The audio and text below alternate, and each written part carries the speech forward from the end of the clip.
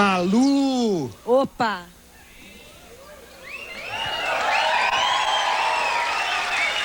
Pode olhar. Pode olhar.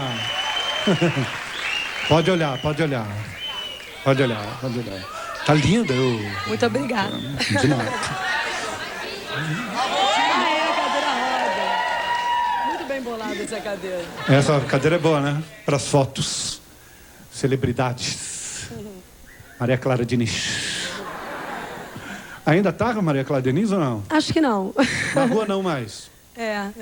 Logo em seguidinha, assim, a gente viajou para Fernando de Noronha, Lençóis Maranhenses, entrei em outra viagem.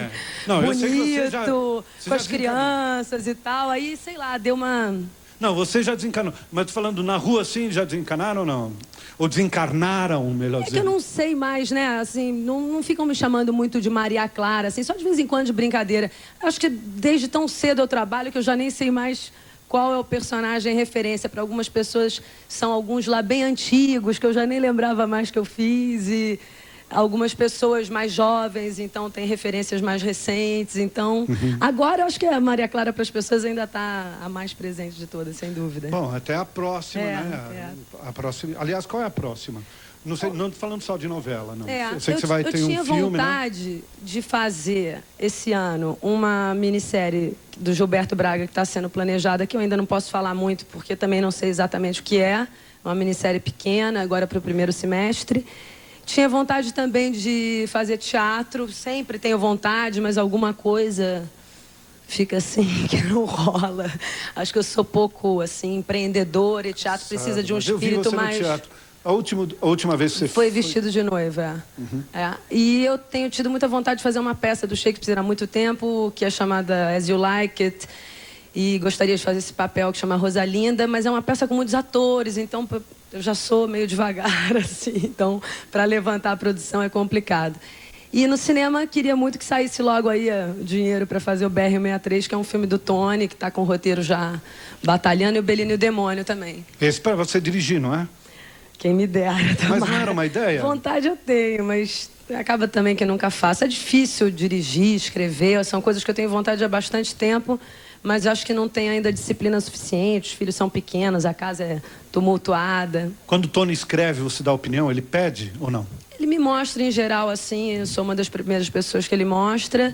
Eu tenho uma personalidade, assim, bastante opinativa. Crítica? Eu sou bastante crítica, dou opinião, já li muito roteiro a vida inteira, né? Livro ele também me mostra, e daquilo tem um quê de ficção também, a gente já vai fazendo ali análises e tal, mas pouco, né?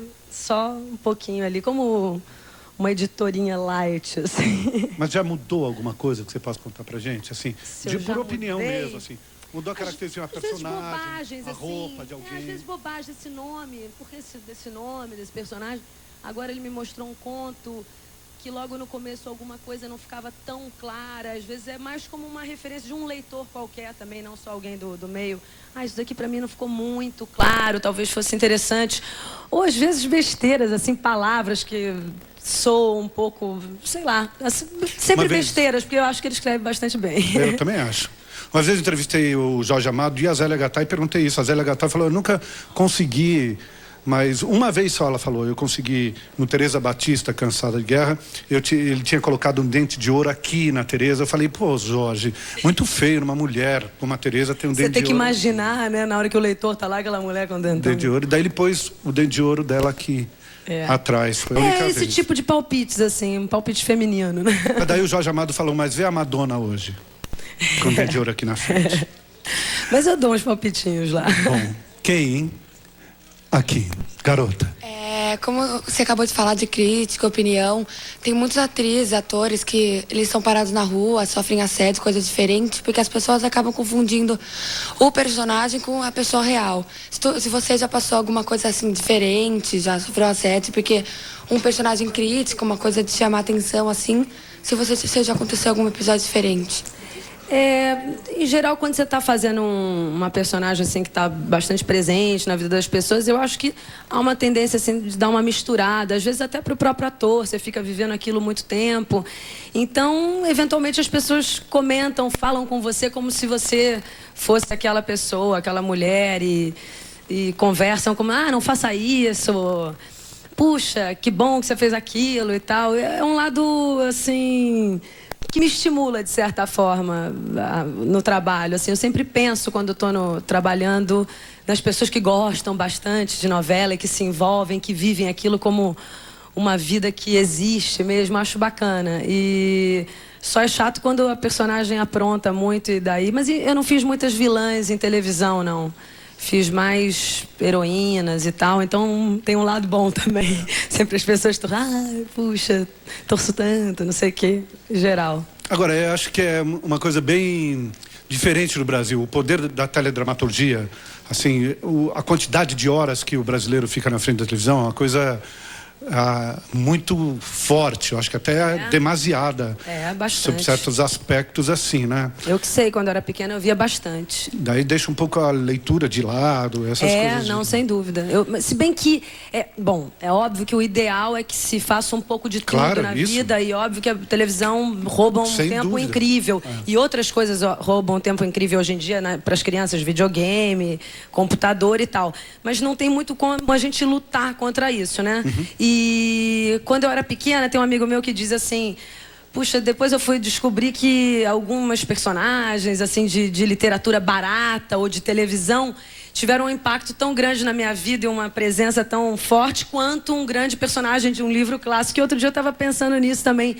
Hoje, aliás, vindo para cá, estava ouvindo aquela música do Djavan antiga chamada Alegre Menina, que eu adoro, que eu acho que é da trilha da Gabriela. Aí fiquei pensando, nossa, como aquela novela teve uma coisa forte comigo, e outras tantas também, como às vezes a gente menospreza a televisão. Eu mesma, em geral, quando estou fazendo ali 30 cenas, você fala, nossa, que fábrica, né? Como é que pode sair tão bom às vezes? Ou quando sai ruim, você fala, também 30 cenas, como é que eu vou fazer 30 cenas direito e tal? Mas aí fiquei pensando que, assim, a coisa da sensualidade da Sônia Braga ali naquela novela, aquilo é arte também, já me inspirava, já me animava com relação a essas coisas. E outras novelas tantas, grandes interpretações que eu vi na televisão, do Paulo Gracindo no Casarão, do Luiz Gustavo nas novelas todas do Cassiano, essas coisas me inspiraram tanto a ser atriz, a gostar de arte também. É bacana. Eu acho que ninguém faz teledramaturgia como se faz no Brasil. Nenhum lugar do mundo. Não. Eu acho que foi uma coisa de que quando surgiu a televisão no Brasil, parece que coincidiu, porque primeiro era muito experimental, tudo que é experimental é muito saudável, né? Que você não tem medo de errar, não está tão ligado ainda em Ibope, o merchandising não era uma coisa tão forte ainda, quer dizer, você tinha liberdade total com relação à trilha e tal. E depois, acho que coincidiu com essa coisa da repressão e de todos os grandes profissionais de teatro e de cinema terem ido. Tanto é que a gente... A maior parte das pessoas no Brasil, acho que tem contato com o trabalho da Fernanda Montenegro, por exemplo, do Mário Lago, do Paulo Gracindo, do Lima Duarte, do de Oliveira, através da Paulo Otran, através da televisão, né? Então, é uma ponte, né? Isso mesmo. Que a gente quer se comunicar. Muito bem. Garota, fala. Oi, Malu. Tudo bom? Eu queria saber, no começo da carreira, a gente se cobra muito, assim, é muito difícil. No meio também e no final mais ainda. Eu queria saber, assim, se no começo foi muito difícil, o que conta mais? Os pais, o pessoal cobrando, a cobrança sua mesmo? E queria saber se o fator de beleza ajuda ou atrapalha na carreira. Eu acho que tudo que é muito, assim, atrapalha pro ator. Muita beleza, muita feiura, muita elegância, eu acho que o ator podendo ser meio assim, difuso, assim. Sempre que eu como algo muito gelado, quente, eu sinto dor nos dentes. Para dentes sensíveis, use o novo Sensodyne Vitaminas diariamente. 9 entre 10 dentistas usam ou recomendam Sensodyne para dentes sensíveis. Agora, além do dentista, eu também uso e recomendo Sensodyne Vitaminas. Como eu gosto dessa hora de ver os olhos dela e encher de emoção meu coração. Se eu pudesse ter a vida dela, saborear a comida dela, comeria tudo até o fim. Com certeza eu seria mais bonito e quem sabe finalmente ela olharia mais pra Max, para alimentar a beleza.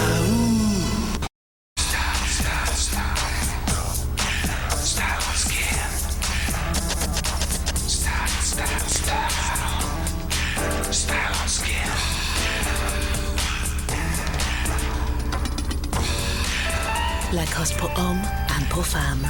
Fragrances from Lacoste.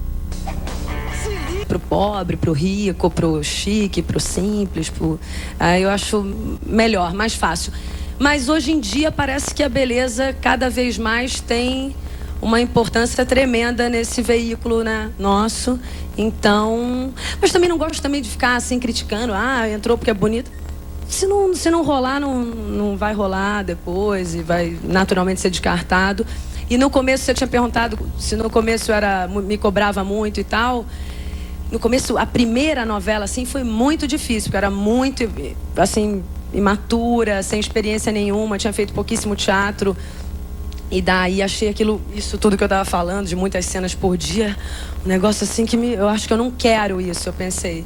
Aí depois vieram outros trabalhos que eu adorei fazer, já estava um pouco mais ambientada, porque televisão é muita gente todo dia, além de todo mundo assistir dentro da TV também, você encontra milhões de pessoas, eu achei aquilo tudo meio atordoante.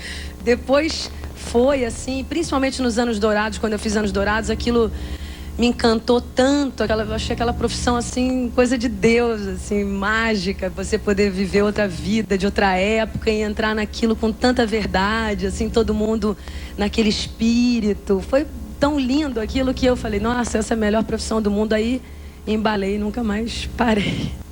Agora, Malu, quando você falar, seria bom para o ator não ser tão alto, tão baixo, tão feio, tão bonito, como é que você resolve a tua beleza? Não acho que seja assim tanta também não, minha beleza, pois sinceramente. Vê como... Me acho ok também não tô me achando nenhuma feiosa, mas eu já fiz algumas coisinhas assim, eu sei direitinho ficar bem desinteressante, pouco atraente. Bom, você deve saber fazer, né? Isso, como você disse. Deve ter um truque aí, né? Não, tranquilo. Só um segundinho, porque antes a gente vai agora falar de um outro assunto aqui, daí a gente volta às perguntas. Tá. Malu, também, como é que eu vou dizer a respeito do Vila Lobinhos, da tua participação? Olha, eu conheci esse grupo de meninos maravilhosos e meninas agora também, cada vez mais, por causa da Mariana, mulher do Charles Gavan, que comentou comigo, tô indo assistir um grupo tal, que está no momento que eles estão tentando conquistar novos padrinhos, porque o número de alunos é relacionado ao número de padrinhos. E aí eu quis ir, estavam se apresentando ali no Instituto Moreira Salles, no Rio, que é em frente à escola dos meus filhos, do meu filho mais velho, Escola Parque. E fiquei encantada com a música deles, o jeito deles, o cara que cuidava deles, o Rodrigo, assim, foi paixão à primeira vista. Aí me envolvi, assim como a Mariana também, o Charles e Tony, algumas outras pessoas que eu conheço. Eles são um grupo que é escolhido em comunidades do Rio de Janeiro, carentes, em favelas e tal, e às vezes até lugares mais distantes, assim, no estado do Rio todo. Vão fazer um curso de férias no Museu Villa-Lobos e o Turíbio Santos fica acompanhando, que é um fofo maravilhoso.